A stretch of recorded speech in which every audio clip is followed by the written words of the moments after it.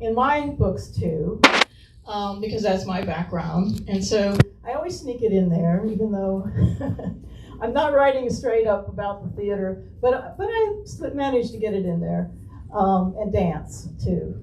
I'm not a good dancer. I love dancing, and I love watching it, and I admire dancers, and you never want to see me dance. Do you want to start with a question? Yeah, sure. And we're just going to start talking to each other and asking each other questions, and please just chime in anytime. Okay.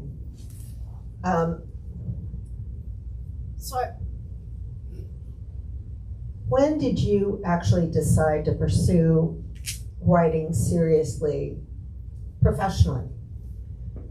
Okay, I was really having trouble with this thing. I always loved to write. I wrote poetry, I wrote little short stories, I wrote beginnings of novels that I never finished. And then when I was around 56, I think it was, I just decided that I should write a book just to prove to myself that I could complete one novel. And I didn't even think about publishing it. I was just wanting to prove to myself, because all my life I'd said, I'm going to write a novel, and I hadn't written a novel. So I wrote that book, and I wrote its sequel, and they're both sitting in a drawer. But then I really got involved more in the writing world and looking into things about publication. And I had some people who read some of my stuff and said, no, you should pursue some publication. So I wrote a third book, and I got an agent, and I got a publishing deal. And so I started writing more professionally at that point. I switched over to mysteries in around 2017. And since then I have, let's see, Cryptic Clue is the 11th mystery that's come out. And then my 12th one comes out in November. So once I got going, I really jumped into it. Was there a particular book or author that really inspired you to want to write? No, not so much one particular author or book, but more just reading in general. I mean, I read so many books when I was young that my parents couldn't keep me in books. They had to take me to the library every week so that I could get enough books. And my teachers, because I'm kind of a speed reader, so my teachers used to say, oh, you couldn't have finished that book. And then I would tell them the entire plot, and then they'd step back. So, you know, it's just a thing. I was always reading, and so to me it was like, oh, I want to do that thing that all these people do that I love. Well, you touched on the fact that you've had professional experience in theater as a designer, and then you went back to school and got your degree in library science, and you were a librarian at North Carolina School of the Arts for many years. And you're also a much published, successful author. So how does that multifaceted background influence your writing? Well, as I think I mentioned, I do include a lot of my background in the writing. In the Blue Ridge Library Mystery Series, which was my first mystery series, I pulled on my background growing up in Northern Virginia in the mountains, because that's where that's set, and then the library background, which I try to show real library life, not the library life you see on TV or whatever. And also I draw on my background in the arts, because several of the characters in that series and in other series are in the arts, and visual arts as well as performing arts. So, you know, I bring it in, which is, you know, I got my library degree thinking that I'll just become a librarian, and the theater and music background and everything I had would be just gone away. But what I found out was that as few positions as there might be for performing arts librarians, there are fewer people who have that background. So I've worked all my whole career in performing and visual arts libraries. and that really helped me too, because like the dance portion, I learned a lot in film. School of the Arts had a film program, so I learned a lot about film because I was helping people research. And so, all of that helps contribute. Yes. I'm going to ask you something. Okay. Okay. Have you always been interested in writing? Like me, you've had a different long-term career, so what pushed you to write fiction during and or after that career? Well, very similar to you. I grew up reading. Oh boy. This it goes on and on. What? Well, the green light is. Maybe it's just me. The green light is on, but for some reason. As my sister will attest, my sister's in the back row there. We grew up in a house where our mother read to us all the time, and as young children, and there were always books in the house. And I think it's always the love of reading that leads you to, if you have the ambition to be a writer, that leads you to that. And I always dreamed, you know what, I'm sorry, this is not working for me. We can hear you. Yeah, okay, I'm a loud mouth. You were in theater. We can talk. And I dreamed of being a writer ever since I read Wind in the Willows when I was 8 years old. And I started writing fan fiction for Wind in the Willows, but I didn't know that fan fiction was a thing. I just knew that I loved that book. And I was so sad when it ended that I just had to write my own adventures for Badger and Mole. So I didn't ever, nobody knew. I was just doing it for my own enjoyment. I would just go into my bedroom and write these little stories. So then I kept on writing, but not in any organized way, really. I wrote for the entire time I was in costuming for 40 years, first in theater in New York, and then for about 13 years, and then for 27 years in film in Los Angeles. And I always wrote, but again, just because I loved it, not for any other purpose. But when I retired from film in 2017, I wasn't really ready to not do anything creative. I needed a creative outlet. And I thought, well, if you're ever going to do it, this is the time to really make writing a priority and pursue it as a craft and schedule time for it every day. Make it part of your routine. And I did it because I loved it, but I did it because I very much like you, I wanted to see, if I could. And so having Final Cut published is literally a dream come true for me. So, talking about your costuming career, what education, training, or experience do you think was most helpful in starting and maintaining that career? And then a second part, how do the skills from that costuming career translate to writing? Oh boy, okay. Maintaining the career. I think it was the variety of my experience that really helped me, because after I graduated from UVA, I moved to New York, and for the first year I went to the Fashion Institute of Technology and I got a degree in fashion design, hated fashion, went back to the theater, supported myself for 9 months as a stitcher in a costume house, and then I started meeting designers who were really working. And I started working for other designers as an assistant. And one of my early mentors was a brilliant woman, a brilliant designer named Patricia Ziprat, who did the original productions of Fiddler on the Roof, Cabaret, Chicago, Pippin, a bunch of them.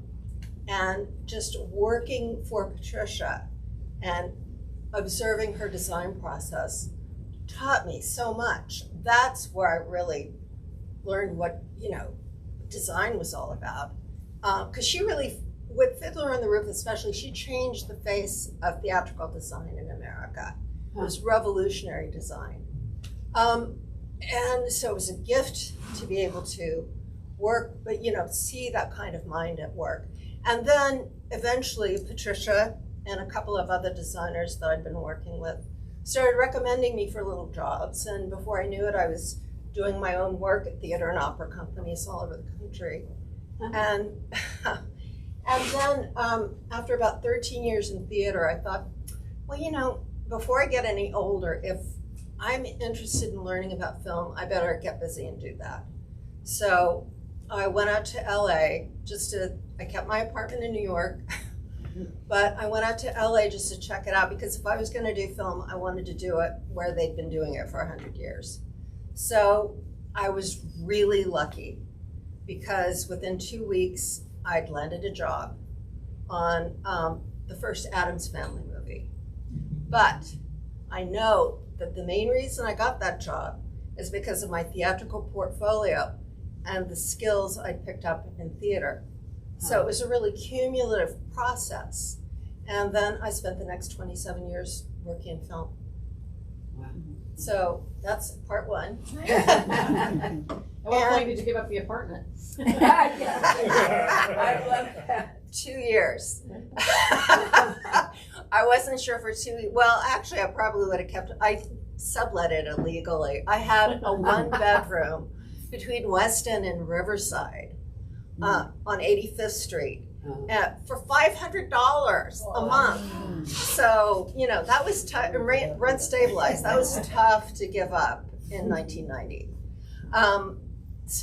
But I kept it for 2 years, and then the landlord found out I was renting it to somebody else, and so they took it away. But yeah. And I was one of those New Yorkers who thought I'd never leave New York. So never say never. And then, let's see, what was the second part? It was how skills or things you learned with costuming and your career, and that helped. Did they translate into writing? What did it? Oh, okay. We talked about a little bit about this last night, so this is going to be a redo for you guys. But costuming, it was actually a fairly logical progression for me, because costuming is all about storytelling. And that's what sets it apart from fashion design. Fashion is about satisfying the taste of the marketplace. But costume design is about helping to tell a story with clothing about a particular set of characters in a particular situation at a particular point in time.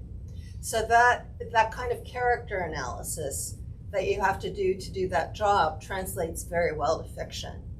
But there were other parts of my work in film that influenced my writing in ways I didn't expect, because breaking down the screenplays in order to chart the costume changes and then watching the movies being made shot by shot on set taught me about story structure. And of course, I use that every day in writing. And also, I'm sure, because of my work in film, I think about my writing cinematically now. I'm an outliner.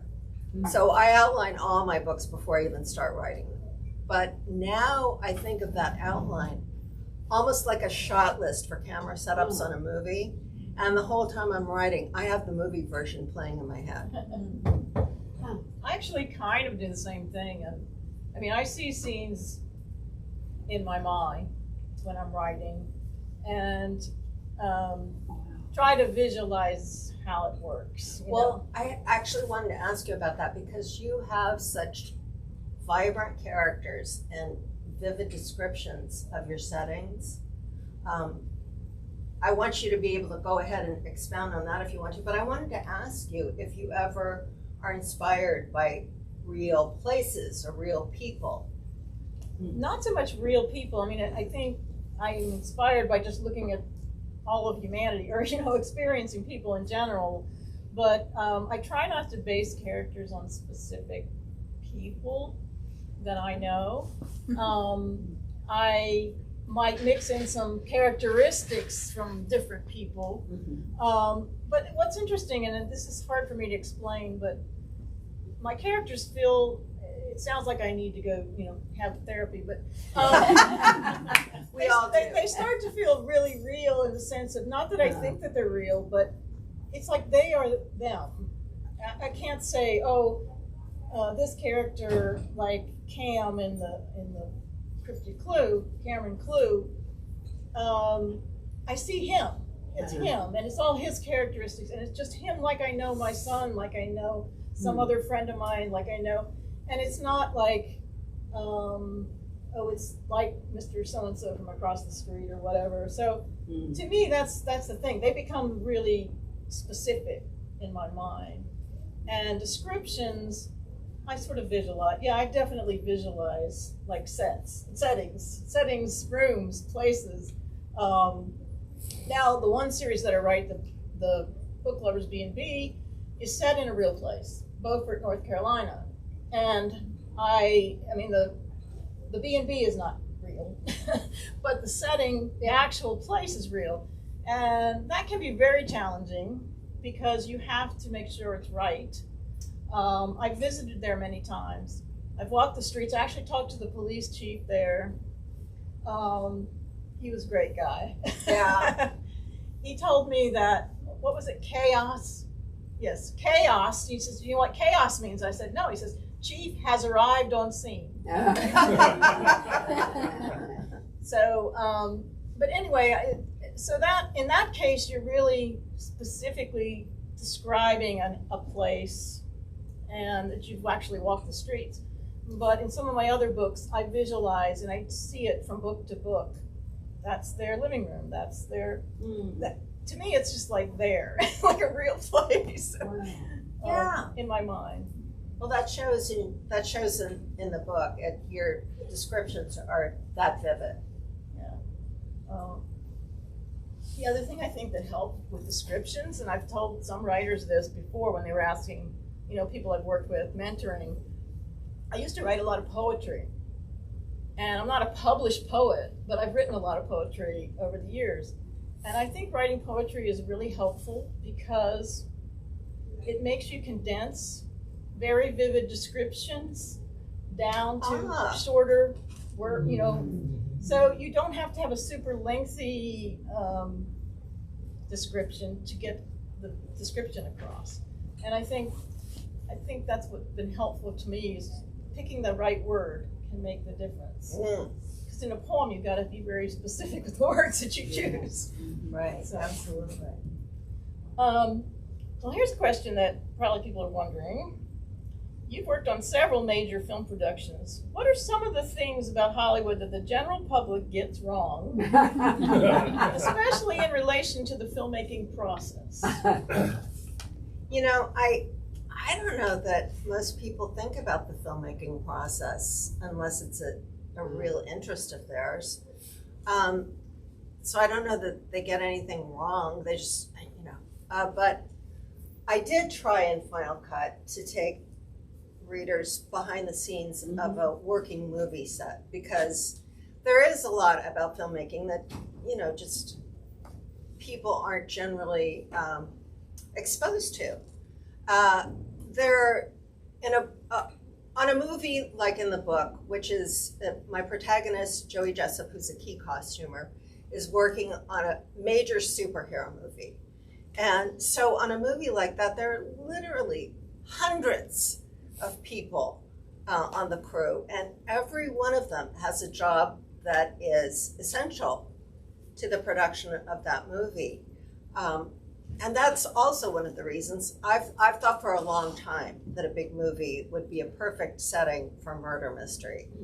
Because a movie company is like its own unique community, like a really specific kind of small town. And you have all different kinds of cliques and relationships, and there's always drama bubbling. So there's the conflict and all that, but also there's a lot of camaraderie and a lot of collaboration. So I wanted to show all those facets of, my community.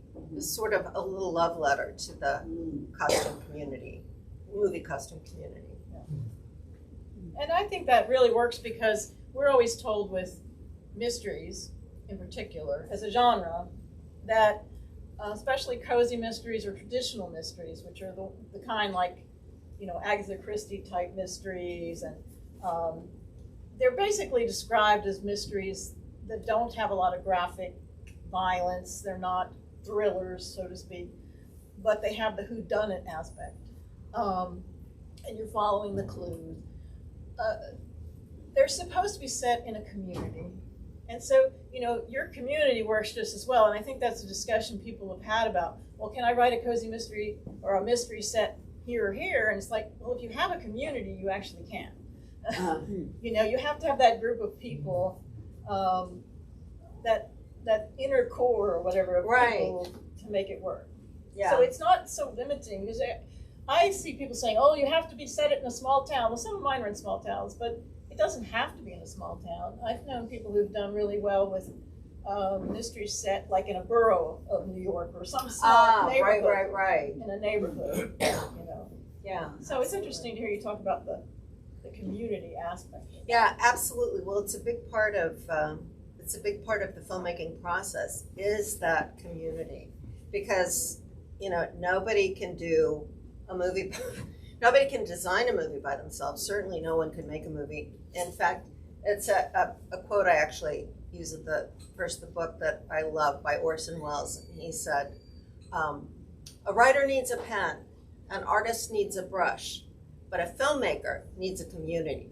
A filmmaker, sorry, this is like signing the book. A filmmaker needs an army." And it's very true. It's very true. I wanted to ask you about, you do have several different series. Yeah. You have the Blue Ridge series, that's 7 books and counting, with the 8th coming out in November. You have the Book Lovers B&B with 3 and maybe counting. Yeah. And you have this new one, the Hunter and Clue series, with a cryptic clue being the first in the series. And I read in Publishers Marketplace just a couple weeks ago that you signed a deal for a 4th series. So how do you go about creating character arcs for your protagonists over a series that spans many books? I guess, you don't know. Here's a tricky part that is publishing. Publishing, like the film industry, has its own little quirks. Publishing, you'll get a 2-book or 3-book deal. Okay, so for instance, with Hunter and Clue, I have a 2-book deal to start. I've published book 1, I'm writing book 2, will come out next year. If they like it, if it sells well, then I'll get more books, like another 2-book deal or another 3-book deal or whatever. So with the Blue Ridge, for example, that's got up to 8 as of November, I got a couple different contracts, along the way. But what you don't know is how long that will last. So when you're doing character arcs or you're doing any kind of arc, it's kind of tricky, because in a way you have to make sure that in that particular book or the end of that series, you've made a conclusion that works. That you don't feel like people are like, you've left them dangling out there with all kinds of threads, because you don't know if you're going to get another contract or not. I mean, like for instance, I'm writing the Blue Ridge series and it's up to 8 and it'll be 9 because I have a contract through 9. I don't know if there'll be more past 9. So when I'm writing book 9, I have to think, well, this would have to be a conclusion. This could have to be suitable as a conclusion as well. So the character arc for me is just watching the characters develop over the number of books that you have. And so just progression of, it's not like with a lot of fantasy books, there'll be a trilogy and it's really 3 books or 4 books, maybe, more than a trilogy, but they're one sort of overarching story. But with mysteries, the story, for me, has to conclude in that book. The mystery has to be solved in that book. And the things that overarch are the character relationships. So character relationships can continue on and overarch, and also maybe a few like family history mysteries or something that's not, the main mystery of the story, but not that the mystery that's in that book has to be solved. Right. Because you don't know. Sure. You can't carry it forward. Like, there's a lot of books that have cliffhangers, and that doesn't work. No. Yeah. Well, this sort of leads into my next question, which is, so you have 4 series going at one time. How do you keep them all straight? Because you have to be in some way working on all 4 at the same time, even though they'll be in different stages, right? Am I right about that? Yeah, I mean, there's editing that goes on. Like, for instance, I just had to do copy edits on the book that's coming out. Not copy edits, page proofs, which is the final proofreading on the book that's coming out in November, and I'm writing the book in the other series, in the Hunter and Clue series. So that's what you have. You have edits going on while you're doing, but they're very different in my mind. I mean, it's just that the whole sense of of each series is very different. I have very different ages of protagonists. That helps. My new protagonist in The Hunter and Clue is 60. Deliberately wanted an older protagonist because I feel like there's not enough older women protagonists shown in books.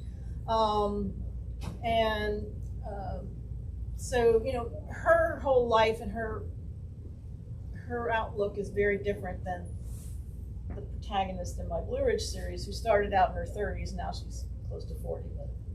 So it's like, they're so different. It goes back to that feeling like they're them, Each is unique. Each is unique, yeah. So you don't ever wonder where you are in one series or another. You don't have trouble skipping from one to the other. Not really, no. You're brilliant. One question I wanted to ask, and I think it's kind of a tough one, but it is important to your book. Your protagonist, Joey, grapples with some difficult issues. Yeah. Like misogyny and the inappropriate behavior she sees from some people in the film world, some important people. How difficult was it to write a character trying to balance concerns about keeping her job versus her urge to expose bad behavior, or trying to create a character that would fit into this book, and yet you're trying to make it real? Well, it's easy to, it's only my skill that gets in the way of making it real, because it's a very real situation that exists, and not only in the film industry, but that's what I can speak to. And it's it's the imbalance of power that's key to that, because it's all about an abuse of power. And when you're talking about balancing the desire to reject the behavior or expose the behavior, it's the wild imbalance of power that makes that absolutely, that's the crux of the matter. Because if you were an underling who's being leveraged by somebody with almost absolute influence and authority in your sphere of, in your profession, then you have you can say no to them, or you can decide to be a whistleblower. But for example, even as late as 2017, when there was the group of actresses, very well-known actresses, who finally got up the courage to speak out publicly about Harvey Weinstein. Even at that point, those women, very well-known women, very prominent in the industry, knew that they might very well be killing their own careers by speaking out against somebody that powerful, because Harvey Weinstein his behavior was no secret. Everybody in the industry knew what he was for decades, but nobody was willing to go up against him because he was too powerful. And in the film world, the fact that that actually toppled him from power was, I mean, I don't mean to be blasphemous about this, but it really was, it was a tectonic as the Berlin Wall coming down, politically speaking, because nobody thought that would ever happen. So things are getting better. I mean, that was a huge change, but the problem is systemic, and they're still, and that's not to say that every powerful person in the film industry is a sexual predator or abuses their power. There are plenty of really nice guys. Barry Levinson, Ron Howard, Tom Hanks. There are lots of really good guys working, but there's still too many people, like Harvey Weinstein. I get calls from colleagues now who say, oh, Marcus Prey is the bad guy. He's a, very powerful producer director in my book. And I have friends who call me up from all over the country and they'll say, oh, I just read your book. So Marcus Prey, you're writing about Brett Ratner, right? I'm like, no, but I could be. And somebody else will say, oh, he's Bryan Singer, right? I'm like, no, but he could be. Or he's John Lasseter, right? And I'm like, no, he's Michael Bay. But, it's just like a lot, he could be a lot of people.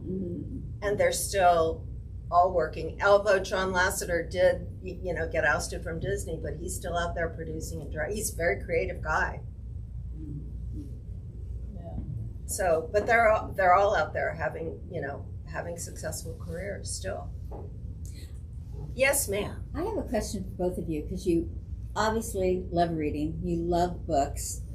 So for everything you could possibly write, why did you decide to write mysteries? Well, I think it's because I never thought I could write mysteries. It was interesting. When I first started out, I was writing young adult fantasy, and I had a couple books published. And then I switched agents, and some things happened with my first publisher, who will remain nameless. Infamous. But I was sort of at a crossroads, and I got my new agent, who is my wonderful agent that I have now. I love her to death. And I said, I don't know what I want to write. So she asked me a very important question. What do you like to read? And I went, well, I love to read mystery. She says, then write a mystery. And I thought, I can't write a mystery. I don't know how that works. And it took a while for me to get into that. I wrote a book that I thought was kind of a mystery, and then she read it and she said, well, I think you need to make these changes. And I started to see the process and what you had to do. But I do like writing mysteries because I like I'm a fairly logical person, I guess. I like that logical puzzle. I like working it out, figuring it out, putting the pieces in motion, and then you have to have the payoff at the end. Yeah. And the characters, you can really create some interesting characters. So that was. I'm a total mystery freak. I mean, I became addicted to murder mysteries when I was still working in theater, but especially when I switched over to film. That was TV didn't do it for me. At the end of the day, just to turn off the workday, just to turn off the churning from the workday, a murder mystery, diving into a good murder mystery was the only thing that could switch my brain over so I could relax and go to sleep at night. And so I began reading hundreds of mysteries. Wow. And even though I still love literature, that's still my favorite form of entertainment is reading a murder mystery. And so when I decided to write, there was no question I was going to write a mystery. I think one of the great things about mysteries, people say, why do people like them so much? Whether it's TV, film, books. In the real world, there's not often the kind of fair resolution, or in a lot of mysteries, the evil person gets their just desserts, right? or the question is solved. You get to the answer. You have that resolution. And in our lives, it's not quite that easy most of the time. So I think that, reading mysteries or watching TV shows that are mysteries, you've solved it, you've gotten to some conclusion. And I think that's very satisfying, at least it is to me. Absolutely, and the puzzle too, just And the having the puzzle. puzzle draw you through the story. Yeah, that's what I love. Yes, yes, ma'am. It's so fascinating hearing you talk about how you're putting the mysteries together. And like when you mentioned the payoff at the end, I was wondering how, when you plan the book, how kind of long do you have to go before people, because if a mystery goes too long, it seems to me, I kind of, after a while, don't want to know who did it. If it's too short, I go, wow, that was much. And so, like, how many almost, like in Final Cut, there's almost this, I think, oh, it's this person, oh, and it's not.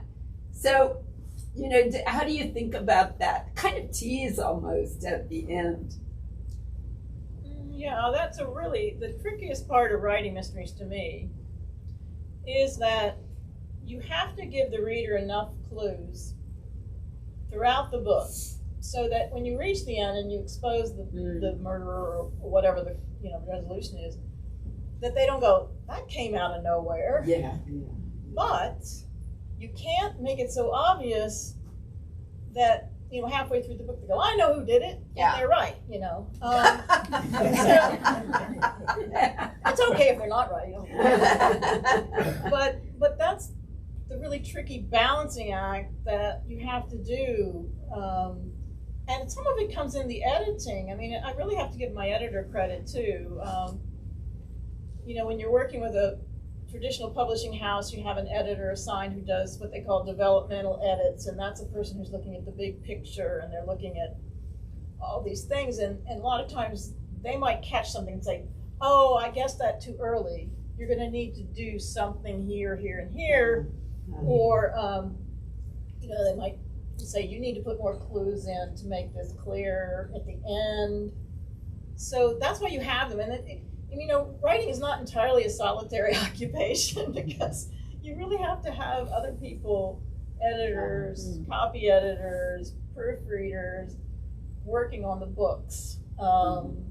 It's really easy when you just write a book, and this is what happens sometimes, I think. People say self-published books are bad, and that's not necessarily true in my mind.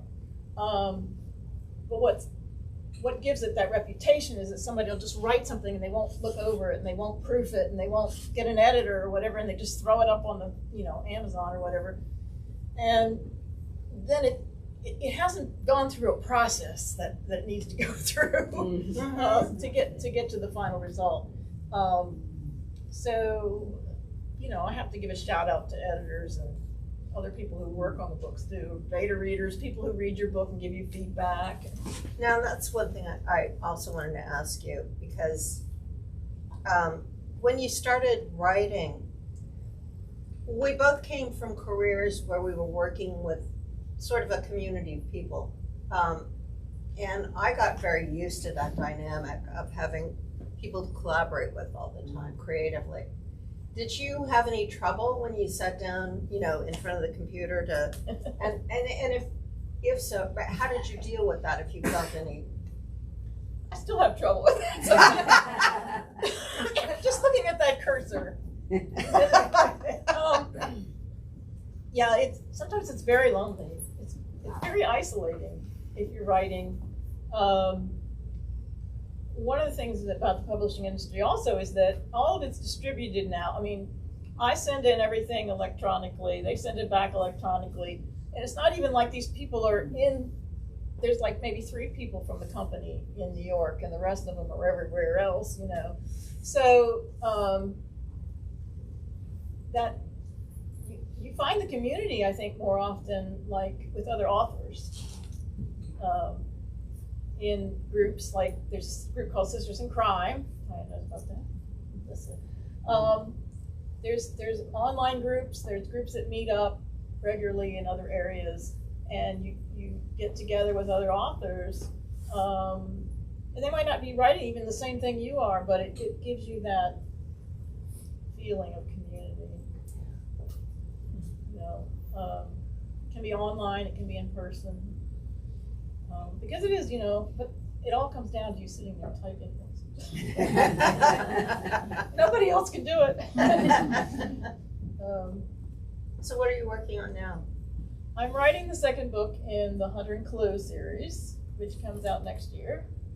And it's called A Killer Clue. I already got the title. And I will have another book, as I said. The other thing you have to do is promote. Hey, we're here. So you're also trying to get the word out about your books, because you know there's a million books out there, millions and millions. It feels like more every day, and to try to get people to understand, you know, that your book is out, it's interesting, they should take a look at it, whatever. So you're promoting. You might be editing another book because you've got a second book, right? You're editing, and you're plotting another book. You're writing a book. So once I turn in the second book in Hunter and Clue, then I'll have edits for that going along. I need to write the first book in my new series. And after that, I have to write the 9th book in the Blue Ridge series. So my life has been planned out for me. But yes, it's you know, working on the contracts. And I wanted to ask you the same question, but I heard you say that you have the second book. Yes, the second book is called Starstruck, and it's the same protagonist, key costumer, Joey Jessup. And she's onto another movie has its own set of problems, and it will come out in spring of 2024. And we just finished the developmental editing process of that. So I'm curious about the costuming background. I find that really fascinating. So I'd love to know like what was the most difficult or interesting costume you ever worked on, and then also you had mentioned that the costuming had so much to do with character. Do you feel like doing the costuming led you to write more character-driven stories, maybe slightly more than average? What a good question. That's such a good question. I think so. I think yes. Because I've never thought about that question before, obviously, because I'm dumbstruck. But that's where every job starts. Well, the story, but then you get down to each individual character, and yeah, because each costume, you want that costume to be as true to that character as possible. And so I think everything starts with character. And the hardest costume you ever had to work on? Or most interesting, or just one that has a cool story with it? Or an actor or actress that fought the costume? Okay, a couple, well, I'm not, I told this story last night, but it's something that, it's something that, you know, just really, I think, talks about, it tells when it's working, why the job is so great. Because, like for The Curious Case of Benjamin Button, when Cate Blanchett came in for her first costume fitting, she is like a laser about character. I mean, and she is smart, talented, but all she cares about really is the work. And she's wonderful to work with. I mean, she's great she's very collaborative, great to the people she's working with, but what she really cares about is the work and her character. So we had all this research for ballerinas in the 1940s, and she was like, oh, let's spread it out on the floor. And so we did all these research images of all different ballerinas, Europe, New York, wherever, from the 1940s, and she just wanted to look at everything. So we talked about dancing, we talked about the 40s, we talked about her character Daisy, and then we started trying on dresses. And as soon as she put on the first dress, then she, you know, got into her ballet posture, and she started doing piqué turns around the room. And it was just like the character started coming to life. When you see an actor take the clothing and start moving and behaving like their character, then you know you're on the right track. And then one more. Then one of the coolest things that ever happened to me, I actually put in the book, that if it happened to Joey, but on Wag the Dog, when Dustin Hoffman came in for his first fitting, we based his character on Robert Evans, which is this over-the-top producer from maybe, really the 70s. But, this guy's hung on to his look. So, so we did the fitting with Dustin, and he was again, so collaborative. So like all about the character. I'll put anything on. Let's try it on. Let's put it on and see how. And that's the other thing, because you never know. You never know, no matter how good it looks on a hanger or what you think the research is like, until you get that garment on your after, you don't know if it's going to work. So anyway, we did the fitting with Dustin. Go off. Next morning, we come into our office, and there are a dozen white roses. I was the assistant costume designer, on the costume designer's desk and on my desk. Wow. And there's a note from Dustin that says, "You found my character for me." Oh, And that's like, okay, I can retire now. That's the best compliment I'm ever going to get. It's like they've stepped into it. Yeah. wow. So I don't know if that answered your question. No, that was really okay. interesting. Yeah, I always like that little inside scoop stuff. Yeah. And I think, one of the things, and I guess this is an influence from my costuming days, but some people say, well, I don't want to read about all these the clothing that the characters are wearing, right? But I often put some references to clothing in the book. It's not because I want to describe clothing, it's because I really feel that clothing shows who a person is in a lot of ways. And so when I say that Cam is wearing, this fisherman knit sweater with these really tailored slacks, and he's got like a blue shirt, I mean, that is because, he's a certain type of individual. And somebody else comes in and ripped jeans and stuff, that's a different personality. And so to me, the clothing that I describe is character. It's not. Yes. It's not about. Let me describe clothing for you. Right. And I think, some people don't like it. Well, people won't. That's the other thing about writing, is that you have to learn the hard way that there'll always be someone who hates your book. It doesn't matter. If you look up, the most popular books in the world on review sites, you'll see those 1-star reviews. For War and Peace. Oh well, 1 star. So you really have to just kind of go, I can't please everybody. I have to write what feels authentic to me, what feels real, what I want to say, what I feel about these characters and what they're doing, and just let go of that. Trying to get everybody to like you, because they won't. And if you're trying to say something, it definitely won't, because you're going to rub somebody the wrong way. So, but then again, if you really have a true voice and are authentic, I think you get more devoted fans on the other side of the coin, because they know, they appreciate you. Not playing it safe all the time. Right. Not that you have to be contentious, but I think if you believe in things, you have to put it in. People say, oh, don't be political. Well, I don't write about politics, but your feelings and beliefs are going to come out. There's just no question.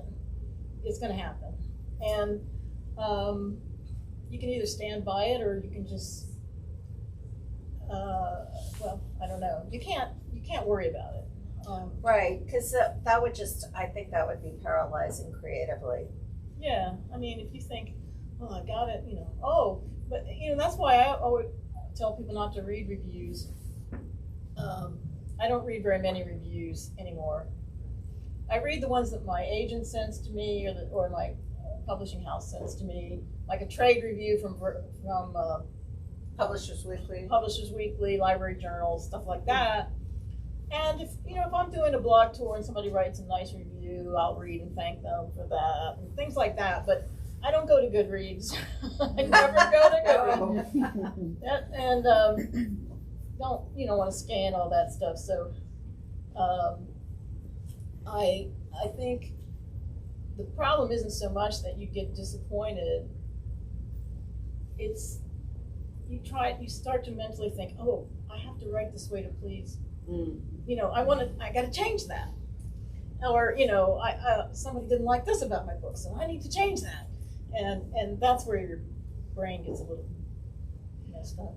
Do you have an aspiration, or do you experience aspirations to have somebody pick it up and use it as a movie, or? Well, sure. Not right now because there's a strike going on, but yeah, I can see it. Actually, I would love for my stuff to be a series. That was going to be my next question. Yeah. Which venue? Mainly because I think that for a book of any length, it's my opinion that film, can you correct me? Oh, please no. Is better when the story is shorter, if that makes sense. Like a lot of short stories have been made into great films because a large part of the film is the visual and the cinematography and the character interactions that are not necessarily dialogue. And when you get a book and you're trying to translate it to film, to me it sometimes doesn't work if the book is complicated or long book.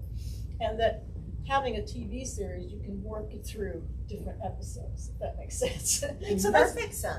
That's what I think, like with your book, I think it would be hard to do a film that brought in all the elements of the book, whereas a TV show might be able to really touch on more things. Yeah, I think it could work. I don't think with the commercial climate of feature film right now that either one of our books is very likely to be picked up as a feature. But yeah, I think I'd be happy for anybody to give it a try, whatever. The thing is, when you sell, I don't know this from personal experience, but I know it from the other end. When you sell something to Hollywood, then they can do whatever they want with it, and that they're as likely to change it to a point where you may not recognize it as, that's the other thing. You really give up that creative control, and if you're okay with that, I'm kind of okay with it. Sometimes it's even, sometimes I've seen it, like when they made a movie of The Firm, I thought they actually did a better job than the book, but that's just my personal opinion. Oh, I was thinking, No, what were you going to say? I was thinking like Outlander, that they include her in the writer in a lot of their discussions. You have to be really famous. I mean, that's and that's at their discretion. That's completely at the studios or producers' discretion. And that shows that they, really have some kind of connection, commitment to that book, which is nice, which is great.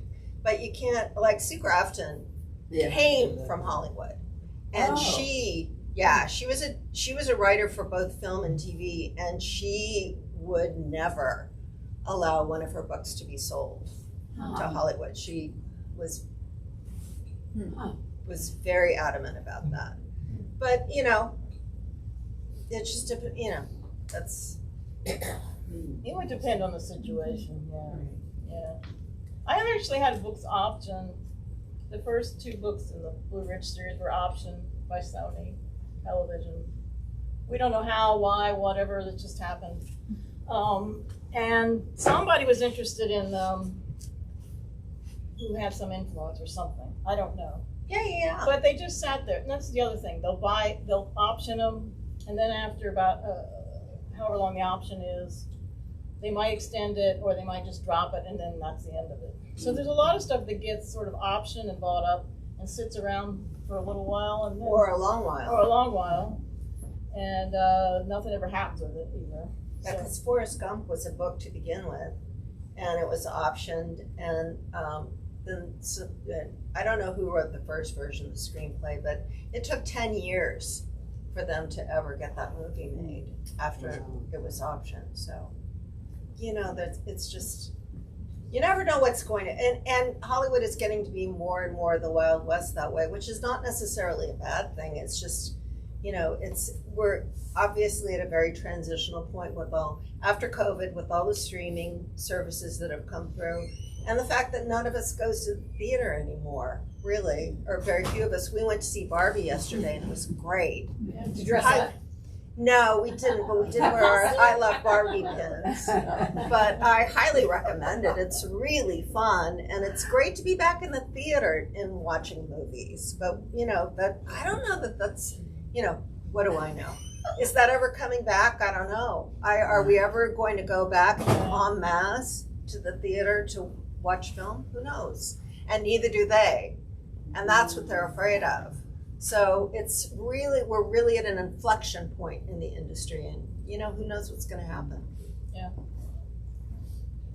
Any other questions? Yes? Yeah, could I say one thing about the book and the books? That they're beautiful as books. Like the paper feels good, the print is big, and there's a lot of space between lines. Yeah, I mean, Isn't that really, nice? because Yeah. I remember with doing academic books, sometimes you get this tiny print. There is hardly any space between the lines, Well, that's up to And the, is the that publisher. something why you chose this publisher? Because it's Oh. a very beautiful book. I wish I could say I chose the publisher. The publisher chose us. Yes. Oh. Yeah, I mean, when you're trying to get a book sold, and we both have agents, but, your agent is sending it out to all these publishing houses, to editors at the publishing houses, actually. Right. And, you might have more than one interested in a book, or you might only have one interested, or whatever, but it's them. They have the power. There's so many writers. I feel extremely fortunate, to be honest. I started very late. I knew no one. I had no connections. And to be able to keep writing and publishing is really amazing. I feel really lucky to have a book published. I really do. After I retired, when I really buckled down and said, well, it's now or never, I didn't know.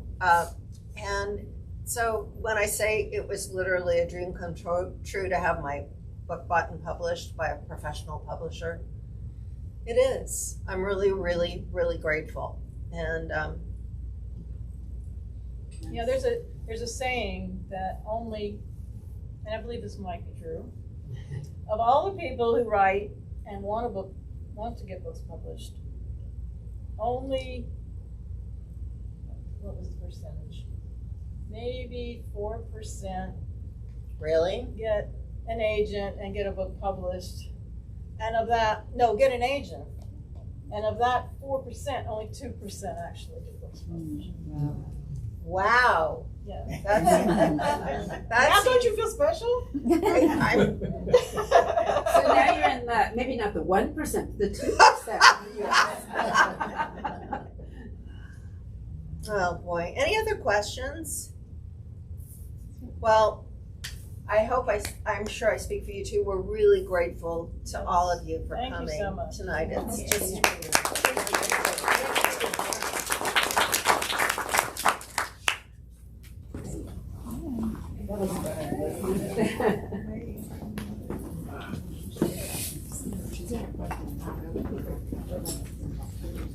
Oh, sure. Oh, you want me to keep it? Yeah. Okay.